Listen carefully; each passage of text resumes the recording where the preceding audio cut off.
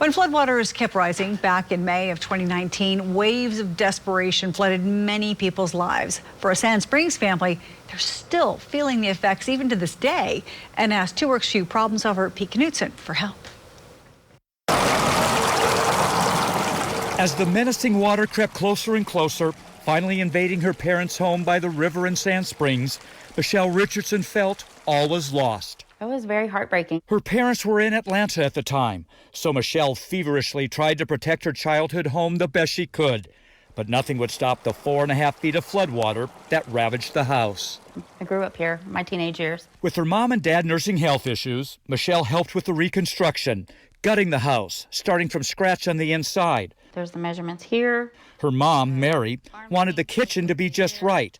So in October of 2019, she went to Lowe's, had plans drawn up for custom cabinets and a kitchen island on wheels for mobility to be moved around as needed for a wheelchair. Michelle says her parents paid extra to expedite the $13,000 project in hopes to have it done before a big family Thanksgiving that year, only to have those hopes dashed. At Christmas, we had partial cabinets, I want to say, because there was no sink, and we were washing dishes in the bathroom. The first set of cabinets weren't right, didn't fit, Michelle says. They got another set, but they still weren't right. Not the right length, not the right height. Take the oven and microwave, for example. They were installed too high, even after 2 attempts. A metal plate covers the opening for the first incorrect installation. Michelle says her mom still can't reach into the microwave. They came back and then they lowered it, but it's still not low enough to where the measurements were supposed to be. And to this day, these cabinet doors still haven't been installed by the third-party contractor hired by Lowe's.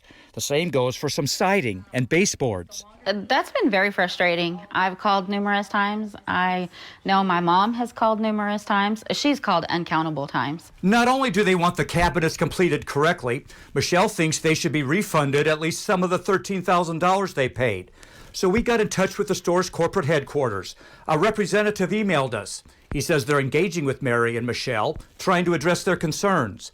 We'll stay engaged too and let you know when the reconstruction of Mary's kitchen is finally complete, more than 1.5 years after that devastating flood destroyed it.